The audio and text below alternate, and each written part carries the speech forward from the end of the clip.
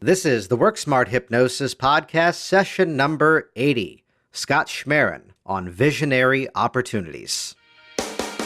Welcome to the Work Smart Hypnosis podcast with Jason Linett, your professional resource for hypnosis training and outstanding business success.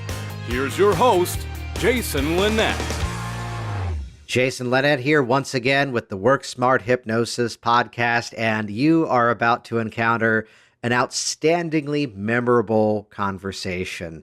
I first met Scott, I've known of him for a couple of years now, but first getting to meet in person, I believe it actually was 2014 over at the Mid-America Hypnosis Convention up in the Chicago area, the year that he won the award for being Hypnotist of the Year, and being struck with his incredible story.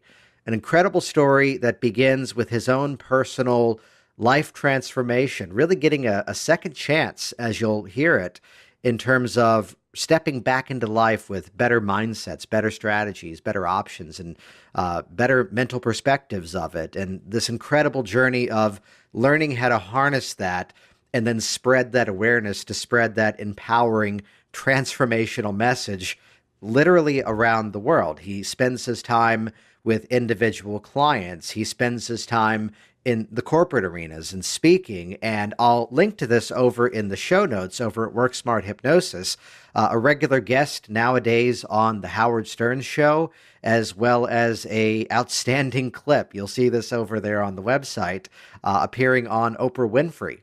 So a fascinating story, which I want you just to hear it for yourself. So let's jump right in. This is session number 80, Scott Schmaren on visionary opportunities.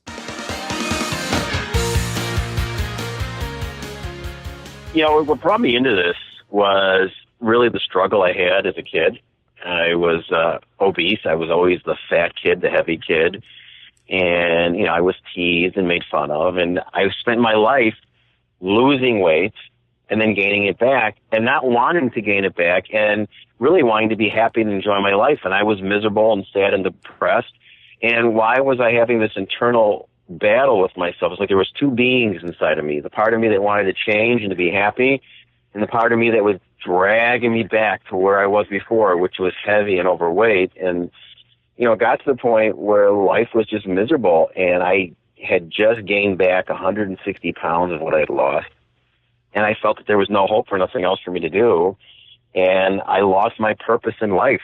And I took a bottle of sleeping pills, and I took a bottle of painkillers, and I took them. And I said I didn't want to live anymore. And I guess in all truth, I probably should be dead. I mean, I took enough pills to probably kill an elephant. And I remember waking up. I remember I passed out in a chair, and I remember waking up and seeing this light shining down on me from the sky, from above, through my window in my living room. And I had this very peaceful, surreal moment where I thought that I was dead. It was that peaceful and that tranquil. And then it's like the lights turned on inside of me, and I became alive. And I realized that my whole life I have been blaming everybody else for my problems and my troubles and my misery and my anger. And here I was. I'm a giant guy like you. I'm 5'6". I'd weighed 360 pounds. I had a 56-inch waist, almost as big around as I was tall. And I remember getting out of that chair and saying, my life is going to change. So I started studying how my mind worked and realizing it was my subconscious mind that was the master of everything. And I began to work on studying things and reading books on hypnosis and neurolinguistic programming, and I don't know how many different programs, from becoming, a certified clinical hypnotherapist to becoming an LP practitioner to being a Silva graduate and all these other things. And I started taking these pieces of these things that I learned, and I started molding them and shaping them so I can make them work for myself. And then I started to change. And, fast forward, here I am, I don't know how many years later, but I've been the weight I'm at now. I've kept off 180 pounds now for more than 10 years. My life has changed. And the voice inside of me changed too. And I took my real estate career, dumped it, and this is the voice inside of me. I'm doing what I'm doing now is what I'm supposed to be doing, which is reaching out every day and helping people really discover how amazing they are and to tap into the resources they already possess inside of them and create the life they want to live and actually live it. So that's the short story. Yeah, and thank you so much for sharing that. And I'm always curious to look at this concept of just what it takes for someone to produce change. And to recap that, here was this life experience, and then the study of everything hypnosis and NLP within the mind was, how do we recreate this? How does this happen? Is that how you describe it? Yes, and and people need to know they don't have to reach that bottom, that low point in their life to make change. It's understanding that we are creatures of familiarity, not, I think it was Virginia Satir that said that, we've always been taught that man's greatest need is survival. But it's not survival. Our greatest need is familiarity, because we will do what we're familiar with, even if it'll kill us, as opposed to embracing change. So it's really realizing that you're not happy where you are, and then realizing that over a long period of time, we've just reinforced these behaviors and these habits inside of ourselves, and we've got to change them by creating new pathways in our mind, and then just reinforcing those pathways over and over again until they become your norm. So I'd love to hear your take on this, because very often there's this expectation that, well, I've had this issue for this many years, so it's going to take that many years, if not something as long, to solve it as well. Though here's a beautiful moment where it just took that moment of, to put it simply, getting that second chance to go, enough is enough, and I don't need to live this way anymore. How much of, as you work with people, I know you do quite a bit of speaking, though you also do work with people on a one-to-one basis too, right? Yes, correct. Yeah. So how much of that navigation towards that moment where something shifts into the mind, and my language is getting that mind to the place where the old way of thinking, the old way of living just doesn't work anymore. And that's when change occurs. Well, I think that it doesn't, a lot of people think, well, if I've been like this for 30 or 40 years, it's going to take me 30 or 40 years to change. It doesn't have to be that way. If you're working on changing an ingrained pattern you have inside of you, however, you have focused attention and awareness of what you want to change can happen very rapidly. It was said that the change happens two ways: in a highly emotionally charged state. Change can happen very rapidly, which is really what we use the hypnotic state for. And then through repetition over and over. And I know I work with my clients, we work on both. We work on a hypnotic state, making rapid change. And then we work on creating a simple daily routine of actually writing things out in a journal, things you're grateful for, things you like about yourself, things you love about yourself. And what happens is writing those things out just reinforces that habit. I think of it like working out. You can't go to the gym one time, work out, have a perfect body. It'd be a fabulous, wonderful thing. It would save me a lot of time, but you can't do that. You got to do something all the time to keep your body in shape, and the same thing for your mind. If you just can't do something one time and expect your whole world to change. You've got to do something consistently on a regular basis, driving your mind and keeping your mind in the direction you want it to go in. Though that specific example of one day in the gym is one that, even working with a weight loss client, there's so much of that mindset often becomes this all or nothing thinking that, yes. well, here was Thanksgiving and I had two pieces of pie, so all is lost. I'm talking with you today at the end of day 5 of a training course that I'm running. And here's a student that worked with a friend for exercise motivation, and how easily the mind of this individual went to, well, I went to the gym 3 times, but then I didn't, so this stopped working for me. When here I am, but then again, there were you and I in Vegas a few weeks ago in the gym of the hotel at the same time.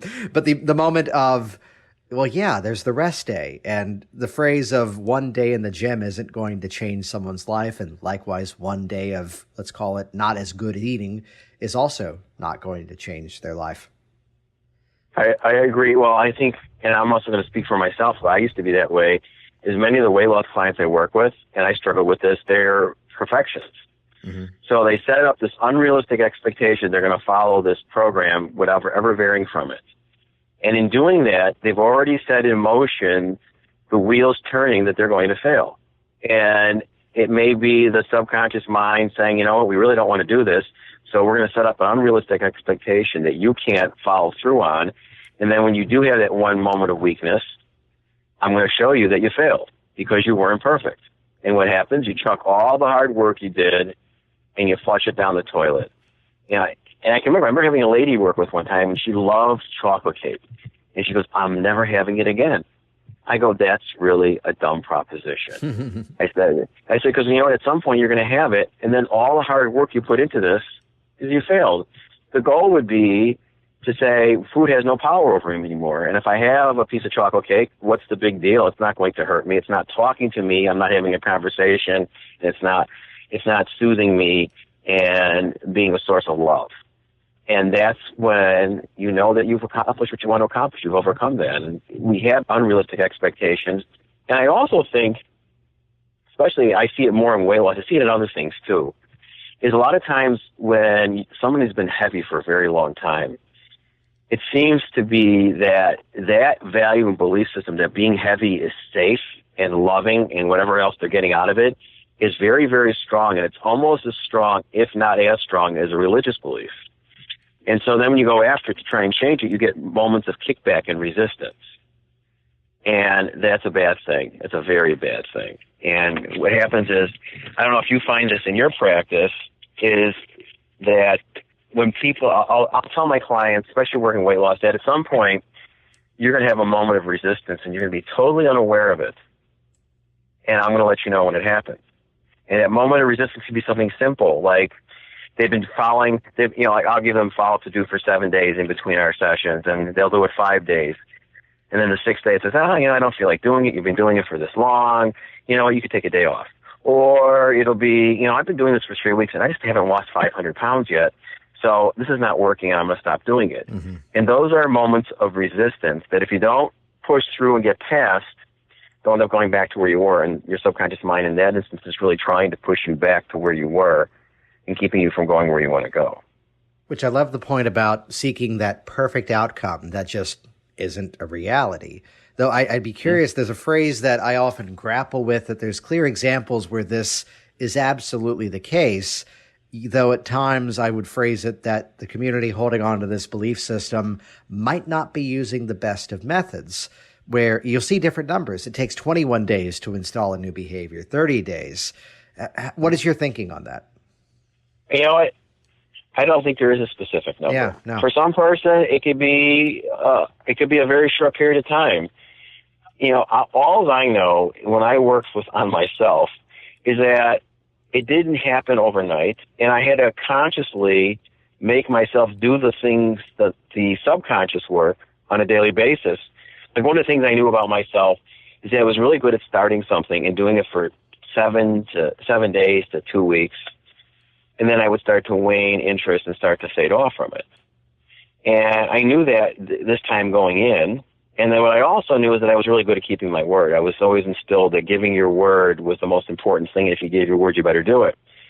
So it was just finding leverage. And what I did is, the first time I started, keeping a journal and making recordings for myself and listening to them, is I made a contract with myself and signed it saying, okay, you're going to do this for the next 30 days. No matter what happens. And at the end of 30 days, if you want to stop, you can stop, or you can renew for 30 days. And if you renew, you have to finish the next 30 days. Mm-hmm. And I signed it. And what it did is it kept me on track. It worked well for me. I know that, like, somewhere around day 7, day 8 or 9, and I remember getting into bed and I had it written in my journal, and all of a sudden I go, oh man, I forgot to write in my journal. And of course, the little voice in the back of my head saying, oh, come on, you've done it for 8 days already. What's the big deal if you miss a day? You're doing so great. Don't worry about it. But the other little voice on my other shoulder was telling me, you know what? You gave your word. You need to keep your word. And I dragged my sorry rear end out of bed, and I wrote in my journal, and then it made it easier for me to do it again the next day. So that's the perspective I come from. And, is it 21 days or 30 days? You know what? There isn't. It's whatever it is. It could be years. It could be months. It's doing something to a point. Like, now, I have my morning routine, and I've been following it now. In fact, this October will be 14 years I've been following my routine. I just do it now like brushing my teeth. Right. It's part of who I am, and it wasn't always like that. It took a long time before it became that way. And that's the goal, is to get it where you just do it. It becomes part of who you are. I go to the gym every day, and people say, oh, don't you love going to the gym and working out? I go, no. I don't. There's days I don't mind going there, and there's days I absolutely don't want to go there, but it's part of what I do and who I am. And that just came through lots of repetition and also installing this picture in my subconscious mind of what I want to look like and what I want to feel like and how I want to experience the world. That's something that popped up with a client just earlier this week, that he brought up the example. He's in the office. There's segments of his business that are starting to lag, and he's describing what's going on. And the guy by the name of Derek Sivers. Derek was the founder, CEO of a company by the name of CD Baby, which could best be described as iTunes before there was iTunes. And I may be paraphrasing here, but I believe the quote was, if everything in life came down to knowing the right strategies, we would all be billionaire CEOs with six-pack abs, which is hideously unfair because I believe Derek Sivers is a billionaire CEO with six-pack abs, though it's that place where only knowledge gets us to a certain point. So here's this guy who's in my office, and here's this chunk of his business that's been lagging. He understands it's not a strategy issue. It's a him issue. There are things he needs to be doing, and he's just not doing them. And he brought up that exact example of, he goes, I'm in the gym this many times a week. And he goes, there's one specific thing that he goes, I don't like doing the leg press. He goes, the way that I do it, the machine that I like, it's a lot of setup. It's a lot of get ready. And I'm always dreading that moment, but I always feel better once it's done.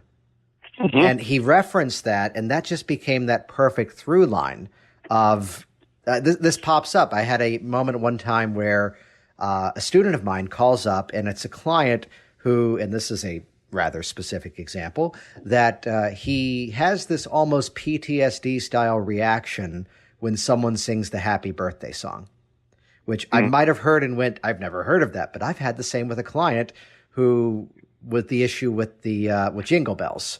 Basic story, she's in a elementary school production, and she's the lead elf. She's supposed to burst out of this package and be the lead elf and sing a funny song. Well, the scenery is stuck, and she's there freaking out, and they're just vamping and repeating Jingle Bells over and over and over, and let's call that an ISE. So the student calls up, and she goes, I'm going to suggest that she now likes the song, which I think that's too far of a leap. When there are things that we do that, the easy example, are there people out there who absolutely love and adore brushing their teeth? Yes, there probably are. Yet for most of us, it's that thing that we do because we know we should, we know we have to, we know the benefit of it. And to fold in some of these strategies is how I think it's a counterintuitive strategy sometimes, but to take away the novelty of change. To fold things in as if that's just how we've always done it, yet still appreciate the benefit we get from it. Yeah. You know, what you're saying makes total sense. And what I find is, you know, people will do something for a lot. Actually, you know what? I think a lot of people when they come to work with us, they have this idea that, okay, I'm going to go see him and we're going to work a few sessions and I'm going to be cured. I won't have to do anything anymore. Mm-hmm. And what happens is they don't realize the commitment they need to make to making change. And it's an evolution. It's a lifelong process. Like it reminds me, you started mentioning about business. I had a lady come to me, and she owned a telemarketing business. She owned it for a long time. And she was bored, and her business was starting to wane. And she was off track, and she was being lazy with her health and lazy with her business. And so we worked for a short period of time, and things started getting better. And she went on her merry way. And about 9 months later, I get a call from her. And she says, business is crappy again, and I'm not happy, and things are miserable. And always my first question is, are you still following your daily routine? And I will say in every single case, the answer is no. Yeah. And you ask them why. She says, well, I just didn't think I needed to do it anymore. Everything was going great. And I didn't have to do it anymore. I was cured. And the rationale should be, if everything's going great, it's because of the things I'm doing. Why wouldn't you keep doing it? Maybe even expanding those things and looking for new ways to stretch your mind and to expand the limitations you have so you can do even more and greater things, or maybe go in a different direction. And I think part of it's our society.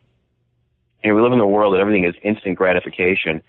You have a weight loss client I'm working with now. In fact, in our last session, he was upset that he only lost a pound. I go, do you realize if you lost a pound every week, you would lose 52 pounds in a year? Well, what's wrong with that? But we live in a world where everything has to be now. We have to have instantaneous, spontaneous results, or it doesn't work, or we're a failure. So I want to rewind the story back a little bit. So we have the origin story, we have the education of how to harness this and how to share it. Though to look at some of your resume here, regular appearances on the Howard Stern Show, appearance on Oprah Winfrey, co-writing a book with Jack Canfield and Deepak Chopra. What was that journey from your own discoveries, your own transformations, your own education to now becoming an advocate, a speaker, a practitioner of all of this? How did that how did that become viral and spread for you? Well, it's interesting, and it came about the same way that the work I do with my clients is I find one of the most key important things for them is to have a vision, a goal, or a dream in their mind that they want to have. They don't have to worry about how they're going to get there or what the process is for them to reach that destination. Is they got to have that destination in their mind. You can't go on a great vacation unless you know where you're going. So as I started evolving and changing myself, I created this vision in my mind of how I wanted to look. I remember creating this vision, and I would write it out every day that I have a strong, healthy, lean, attractive, youthful body weighing 175 pounds or less. And I knew exactly what I would look like, and I look exactly the way I thought I would. And my weight now, between 171 and 174, it really doesn't ever change. And then I wanted more. When I started working with people, these thoughts and ideas would come to my head, and I created this vision that in my lifetime, I wanted to touch more than 10 million people. I wanted to help more than 10 million people in my lifetime truly discover how amazing they are and be able to live the life they've always wanted to live the life of their dreams. And when that became part of me, the wheels start to turn. And of course, you can't work with 10 million individuals in your lifetime. That's not going to work. That's not going to happen. So as it starts to get put out into the universe, I have no idea how that's going to happen. Well, I start getting opportunities. Like an example is I've been a Howard Stern listener, I don't know, for 25, 30 years. He has 20 million people that listen to that show. And I got on the show the first time by simply, I heard one of the guys on the show was talking about, he's friends with the husband of the Long Island medium. And he was talking about people come back from their past lives because they have unresolved business. And they were just chopping him to pieces on the air. Mm-hmm. And so I said, okay. So there's not a way to really call them. They don't give you a number. There's no nothing. So I go on their website and they have, hey, do you have a comment about the show? So all they put in there was, wouldn't it be really cool if we did a past life regression of this guy? Oh, by the way, that's what I do. Here's my name and my phone number. If you want to, you can Google me. And I left it. Didn't think about it again. And about, 10 days, 2 weeks later, I get an email from them saying, hey, we'd like to talk to you. We want to know more. And then we progressed from there. Then I got on the show. And the guy I worked with on the show, they didn't give him any of my information. They didn't want him to know who I was before I came there. And so he asked me, he goes, how did you get on the show? And I told him, he goes, well, that doesn't happen that way. He goes, we usually find somebody. And so, I've been fortunate. I did a program on Coast to Coast Radio the same way they found me. I don't want to say I seem to walk into things by accident. I don't believe that. I believe that you really get what you attract in your life. And I seem to have people find me. I mean, I'll even take it a step further is, all right, we're at Hypno Thoughts Live, and I'm teaching 2 programs there. And my model has always been, I want to work with people one-on-one. I'm not inexpensive for what I charge. I think I'm a great value for what I charge. And I speak. And I sat in Dr. Steve G. Jones' 1-hour program, and I've always been hesitant to take recordings and put together programs and sell them on the internet or on social media. And I sat through his 1-hour class, and I said, I guess that kind of makes sense to me. I need to decide, is that going to hurt my one-on-one coaching business, or is it going to strengthen it, or are the 2 people totally different? And then I decided I would stay. He had a 2-day program afterwards, and I decided to stay. And the first thing that happened is, I call my airline, and I call up, and I say, okay, I want to stay 2 more days. How much more is it going to be? She goes, it's funny because the flight you want to take home, which is 2 days later, is actually less money than the flight you're going on. So I actually got a $35 refund for staying for 2 days. Nice. Okay. And I sat through 2 days with 15 people. And my first question to him was, why are you here? You're making a tremendous amount of money. You're very successful at what you do. He goes, I want to start giving back a little bit. I'm friends with Scott Sandlin, and it would be, I wanted something I wanted to do, and he was filming it. So 15 of us got 2 days to spend with this guy who's highly successful at what he does. And all of a sudden the lights went on in my head, and I made a shopping list, and it's been, 6 weeks since the Hypnothoughts Live ended. And I've been going through this whole proliferation of going through learning how to use social media. Now here's an even funnier coincidence. I get this email from Kevin Harrington, the Ginsu knife guy who's all over the place. Okay, he's one of the original sharks. And he has this new thing called the Quantum Entrepreneur Academy. And they're giving it's really expensive. They're giving an inexpensive fees to get you in. It's a $49 online video program by this young guy named Max Finn, who is an expert at producing ads on Facebook and how to use the analytics they have to produce ads that actually produce good returns on your money. So I'm looking at the videos. You can make comments on there. And he mentioned that if you want to contact me, if you want us to use your business, maybe as an example, we would. So I email him. I tell him my story. I've been on the Howard Stern show. And I get a phone call from him. And he says, I'm a Howard Stern fan. I just wanted to talk to you. He goes, this could be a lot of fun.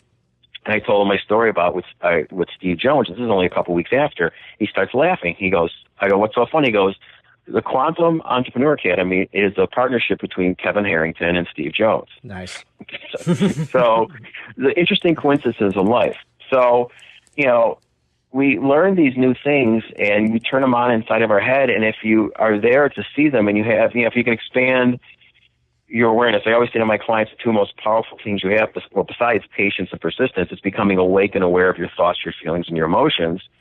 Because the moment you are awake and aware of them, you have control over them and you can change them. And so here I am. I put this idea out. I want to help more than 10 million people in my lifetime. And the tools and the ideas and the opportunities keep presenting themselves to me. So, that hits on a theme, though, that I think across the board, too many people in this helping profession, and not just hypnotists, the thought is that the one-to-one is the best scenario, which can definitely be defended and argued. Yet there are people that are out there that the real opinion is that we are denying them the benefit of the process by not doing the big speaking presentation, by not producing the products, the programs. So Steve's a guy that some people would have some strong held opinions of, and I'd be one of the many to say, go up to him and shake his hand, because there's a lot of people that interact with hypnosis first, thanks to all these recordings. And people can be just as successful if sitting in the audience of a big seminar, sitting at home with the headphones on, or just playing it over their phone, that there's this increase your reach mechanism that it all does tend to fold together. And from the business side of things, it positions us at the end of that funnel where people in this class that I'm training right now, there are people here because they've bought my smaller programs, and now they're spending 8 days with me in Virginia. And likewise, the opposite will occur. They've spent 8 days with me in Virginia, and then they'll likely spin around and buy some of the other programs. So it's a win-win from all sides, because we're providing better value, better opportunities, and just getting that message out there in stronger ways. I agree with you tremendously. What's interesting is when I had a conversation with Steve in between one of the breaks in the session, I said, my biggest dilemma right now is if I start selling a recording online, is that going to take away from people that are going to want to spend several $1,000s with me for one-on-one coaching? And he said something that made total sense to me. He says the people that will only spend $30, $40, $50 for an individual recording from you are not the people that are going to spend several $1,000s from you on coaching initially. They may end up, but the people that are looking to work with you one-on-one are not going to substitute that one-on-one coaching to go buy a recording. Right. And don't be afraid of it. And that was always my biggest dilemma, is will I be diminishing my value as a coach one-on-one working with people? And the answer is no. And I mean, on a similar note, you mentioned the client that stopped doing the ritual, stopped doing the routine because, I didn't feel like I needed to anymore. And granted, this is a client that some people may have a different reaction to the story than I did, which was that I had taught her self-hypnosis. I had taught her some very specific mechanisms. And her statement was, This is great, though I'd rather come to you every week for the next 6 months. And her statement drew the metaphor right away. She goes, I know how to exercise myself, but I do better when the personal trainer is there with me, coaching me.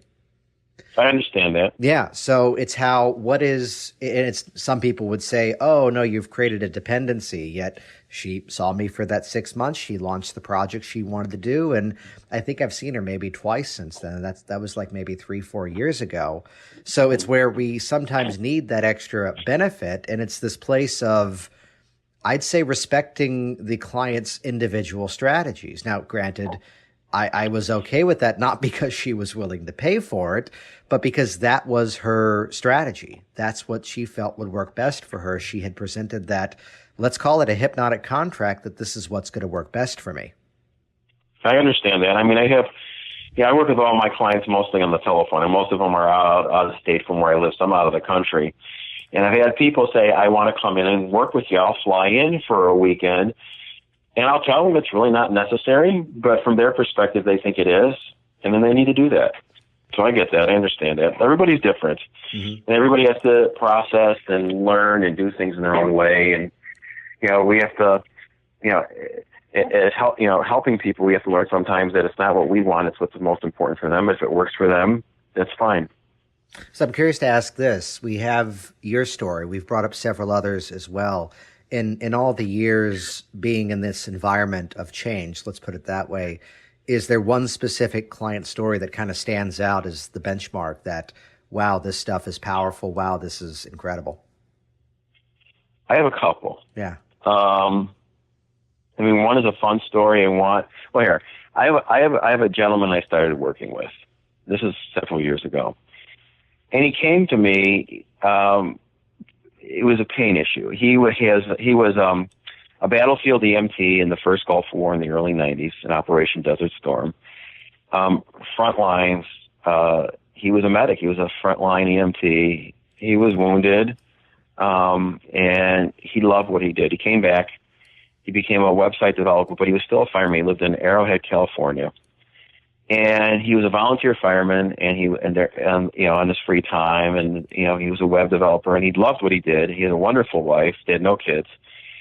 And several years ago, it's got to be 9-10 years ago, he's 2 stories up on a ladder, and they're fighting a fire, and the pressure builds up in the building, and the building explodes, and he's blown 2.5 stories off this ladder, and he lands on concrete, and he should have died, but he lived. And he had damage. He had nerve damage to his spine and to his legs, and his life became hell. It was pain. He had multiple surgeries, even tried to put a pacemaker on his spine to control with electrical impulses the pain signal that was being sent to his brain. And that didn't work. In fact, they moved to Chicago for another surgery. There was a surgeon doing this very different unusual surgery, and of course it didn't work. And so he came to me and he says, I have to do something. I can't take narcotics because I can't think and I won't live that way. And if I can't do something to control this, I'm going to kill myself because I cannot live the rest of my life. He was 40 years old. And so, we always set a goal. And, sometimes we think the most simple goal, we just take things for granted that we do in our life. So his simple goal was he wanted to be able to go out for a restaurant with his wife. Now, here's his day. His day at that time was, if he spent more than 60 minutes on his feet during the day, his pain level would go up to a 9 or 10 and stay that way for 2 or 3 days, and he'd be in agony. On a good day, his pain level was a 3 or a 4. And so his first goal was, I want to be able to go out for dinner with my wife, sit down in either a booth or a chair in a restaurant, which I can't do, have a glass of wine, have a wonderful dinner with my wife, look my wife in the eyes, and tell her that I love her. I go, wow, that's something we really take for granted, and that's really pretty powerful. So we worked on that, and he was able to manage his pain, and they went out for dinner. Actually, they went for dinner, and they went to a movie afterwards, which is something he hadn't done in years.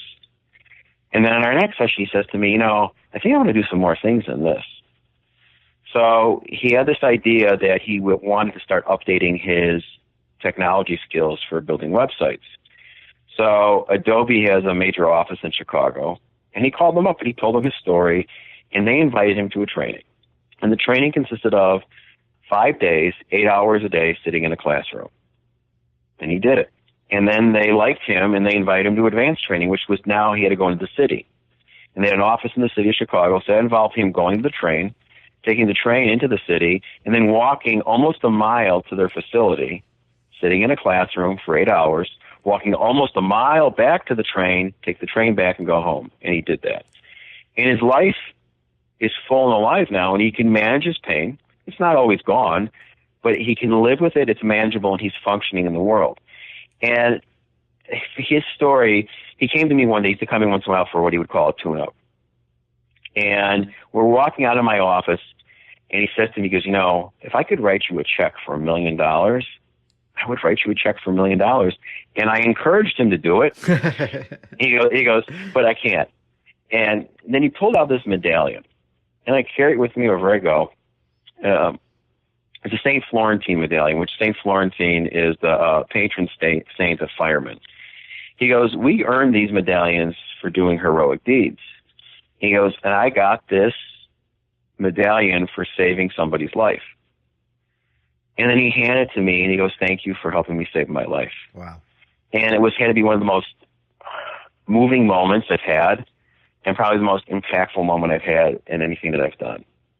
So, and it had a lot of meaning. It still has a lot of meaning to me.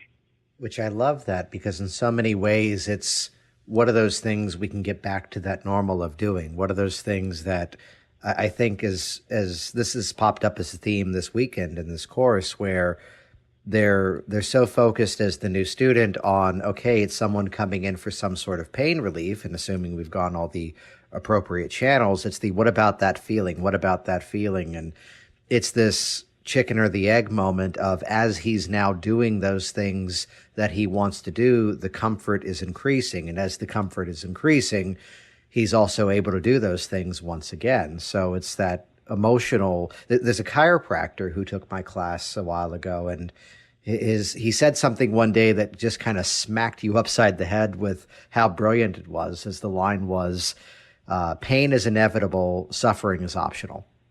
Mm-hmm. And that's just stuck as a theme ever since then, of how is it that we work with somebody that there may be some things, as you mentioned, the pain wasn't entirely eradicated, yet here he is back in his patterns of life once again. I think it's truly amazing what our minds can do. And I think also we forget sometimes as practitioners that sometimes we get as big a gift from our clients as we give to them.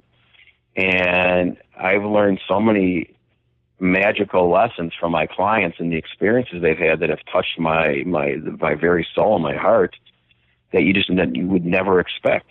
And there's some really neat experiences. So then moving forward, let me ask you this. What would you say excites you about this journey continuing? Oh, I got a lot of exciting things right now. I am in talks right now with 2 different companies that produce TV brands, which would be info commercials, on doing an info commercial on either a program. And I have all these things that just seem to flow to me. And I'm very excited about the direction of my life and where it's going in, and all the fun things that are happening, and all the important things that are happening, even in my personal life, that just strengthen me as a human being and as a man and as a practitioner. And, life's an adventure every day. And, I have an idea where my I know where my destination is. Am I always sure how I'm going to get there? No. And so these wonderful things pop up. And what I've allowed myself to do is I allow myself to be open to listening to those things. Sometimes they're not the right things. Sometimes they are. But my ears are always open. My eyes are open. And whatever opportunity comes to me, I'm thrilled. And I'll look at it with an open mind. If it's right, it's right. If it's not, it's not. And thank you very much. So I look forward to all the wonderful things. And who knows, those ideas might change. I'm changing the model for part of my business now that I never thought I would ever change. I love it. It's changing again. So I've got to ask the question, though. I love the branding, the title of a neuroperformanceologist. Yes. And what I found is a lot of times in the corporate world, there's a very negative connotation to the word hypnosis, even to the public. We think that we're the guys, with the pocket watch waving in front of people's eyes and making them bark like dogs or cluck like chickens. And that's a fun part. I mean, stage hypnosis is entertaining and it's fun, but it's not what we always do when we're doing it for therapeutic or for motivational purposes. And I found that several times people were hesitant to bring me on board to speak for their company or for their organization because I was a hypnotist, or because they had certain religious beliefs and connotations that hypnotism was really a bad thing because they didn't understand it. So I just changed the moniker of what I used. And I came up with that. I don't know when I came up with that term, but it's the brain and it's about performing better. So I'm a neuroperformanceologist, like doing a tune-up on your brain. I love it. So that's where it came from. Yeah. And I love it because it's something you've never heard before, but the moment you hear it, you go, yeah, I get it. It defines the direction moving forward. Well, Scott, this has been great. How can people find you online? People can find me online a couple ways.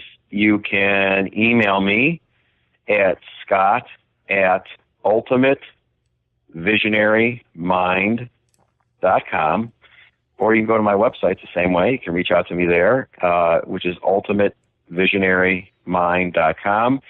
And if people want to call me directly, they can call me. I'll give you my phone number.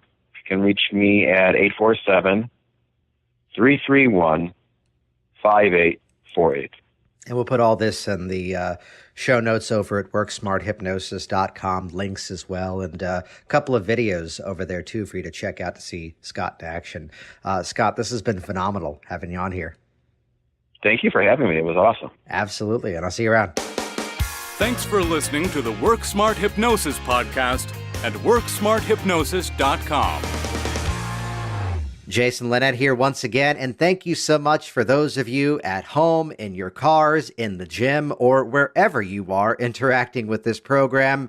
And of course, absolutely thank you once again to Scott for carving some time out of your very busy schedule to spend some time with us here today. The concepts that Scott shared there in terms of how we produce change, I love that as a concept in terms of thinking about it, that it takes just a moment to get the foot in the door. Yet then from there, it takes the respective strategies, behaviors to keep that congruent with us, to keep that in motion. I love the phrase that, well, you brush your teeth every day. So to do something for yourself, it's how you often hear of this mindset of win the morning, win the day, start the day on your terms. Do not begin the day in a reactionary mindset. And on a similar note, some of the most successful hypnotists that I meet in this profession have a passion towards their own ongoing education.